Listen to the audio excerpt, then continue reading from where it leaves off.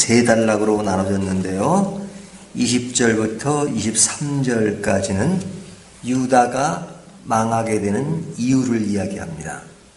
두 번째 단락인 24절부터 28절까지는 고니야, 다른 이름으로 여호야김의 심판에 관한 이야기를 하고 있고요.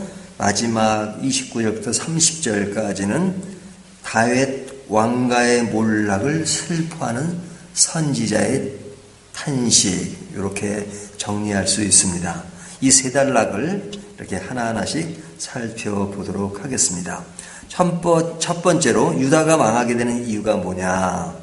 21절을 보면요. 내가 평안할 때 내가 내게 말하였으나 내 말이 나는 듣지 아니라 하였나니 내가 어려서부터 내 목소리를 청정하지 아니함이 내 습관이라, 이렇게 말하죠. 자, 이들이 망하게 된 이유가 너희가 평안할 때 뭐 했다? 듣지 않았다 이거죠. 하나님의 말씀을 듣지 않았다. 하나님의 말씀을 듣지 않는다는 것은 하나님을 신뢰하지 않는다는 얘기잖아요.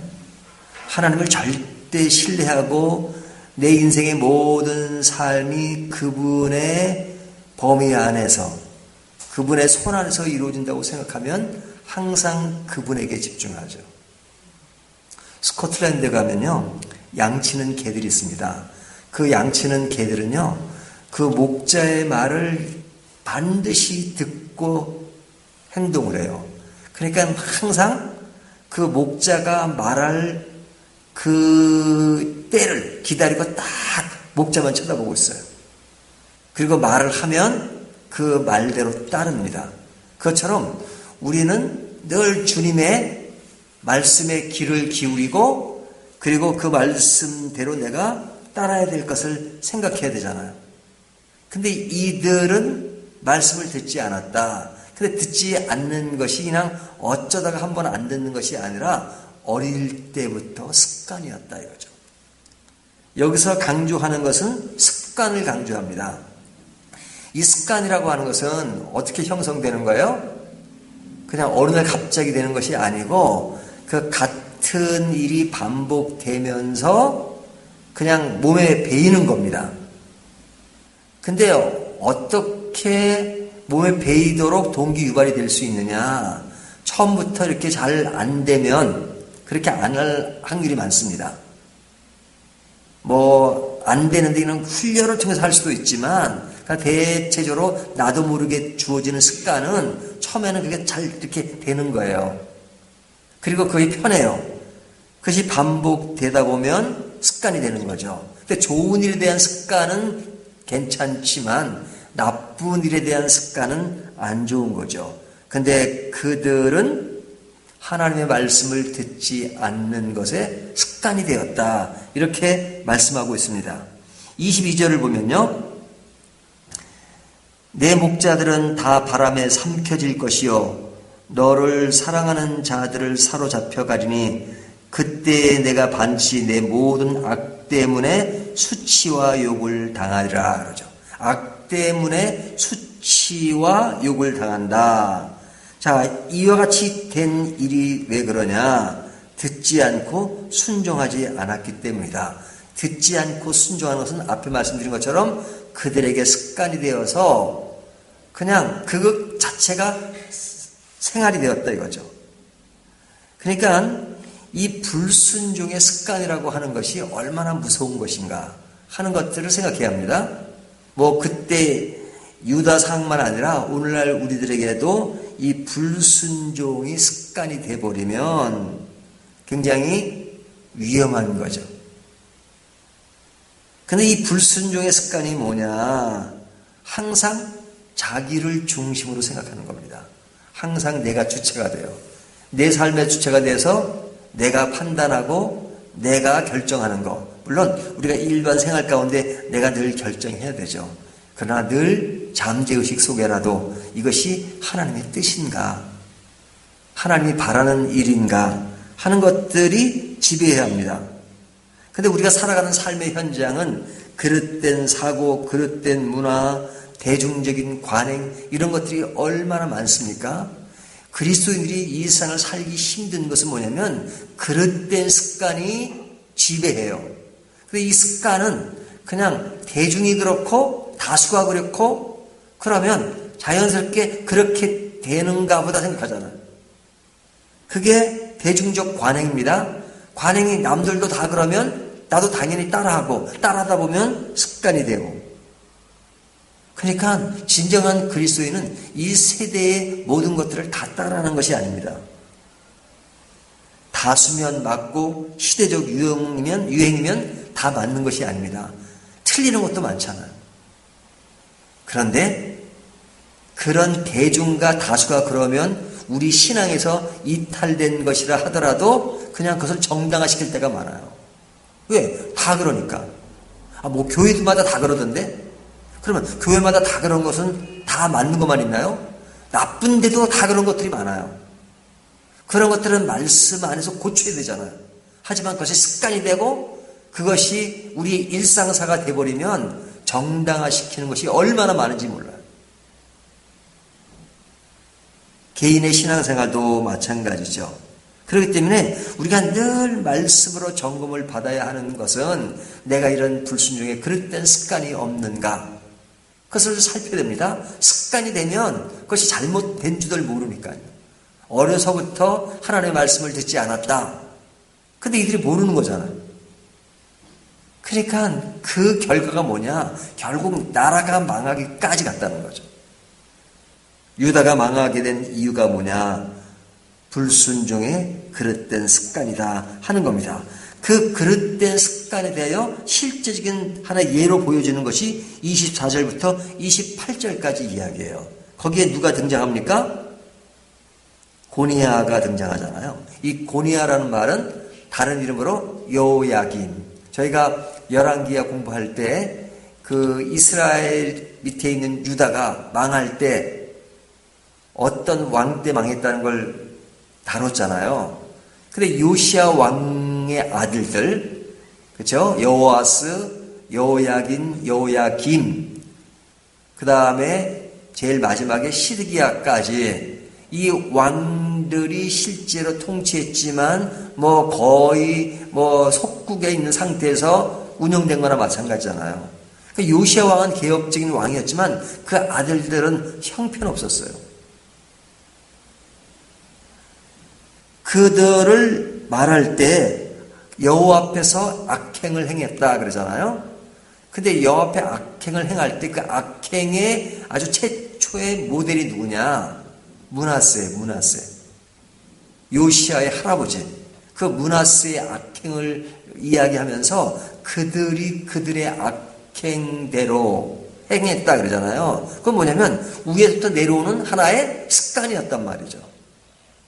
그러니까 그 므낫세가 그냥 백성들에게 우상을 장려하고 우상을 숭배하고 자기도 그냥 우상에 빠져가지고 나라 자체가 그냥 우상화돼 버리는 그런 것들을 그 밑에 후손들도 내려가면서 계속 그 조상이 했던 것처럼 했다.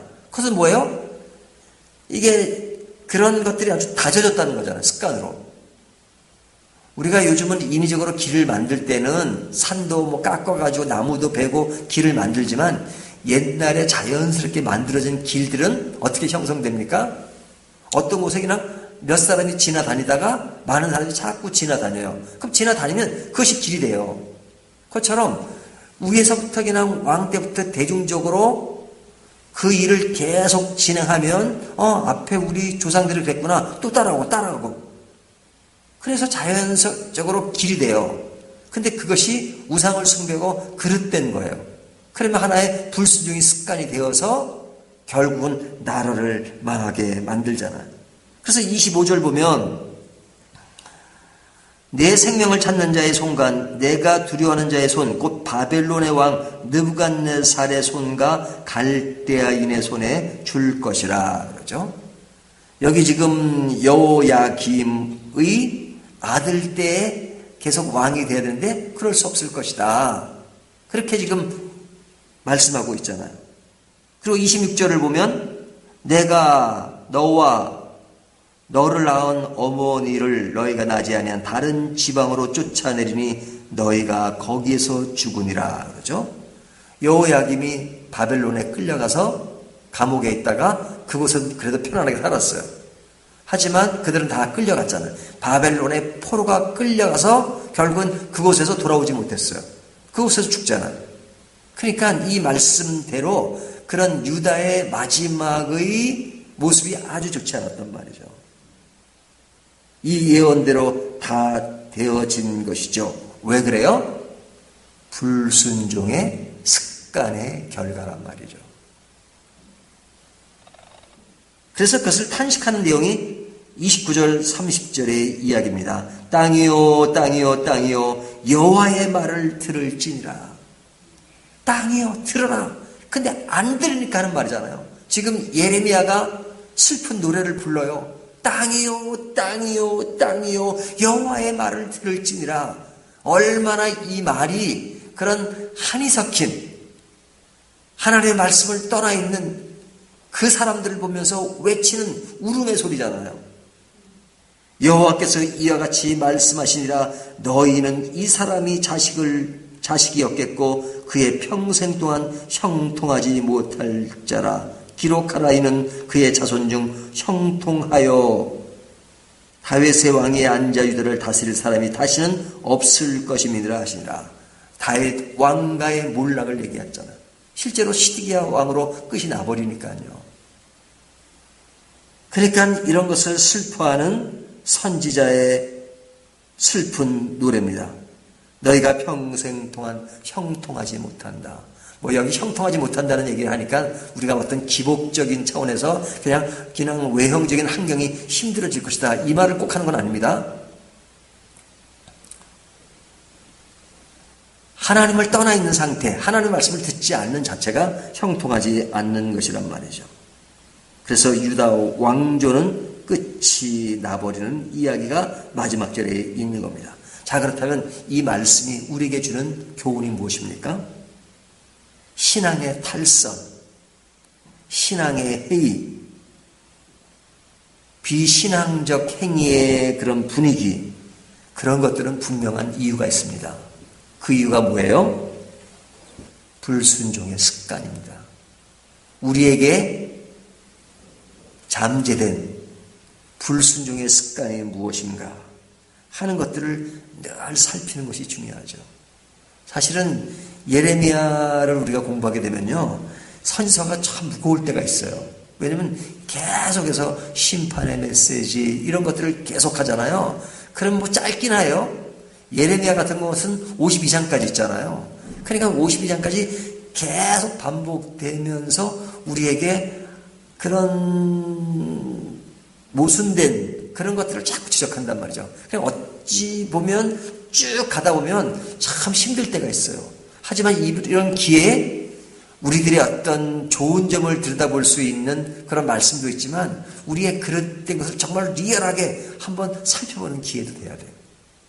내가 예수를 잘 믿는 것 같고 신실하게 믿으려고 하는 것 같지만 내 마음속에 그래도 불순종에 그릇된 어떤 습관이 남아있는가 하는 것들을 한번 점검해보면서 이것에 대한 비애와 슬픔을 느끼지 않는 것이 아니라 그런 가운데 나를 고쳐가면서 더욱더 하나님 앞에 다가가는 그런 모습을 긍정적으로 비춰보는 기회가 된다 그러면 예레미야 말씀도 그냥 어둡기만 한 것이 아니라 슬프기만 한 것이 아니라 우리를 새롭게 변화시키고 좀 더 나은 신앙으로 나아가는 데 도움이 되는 말씀이 될 것 같습니다.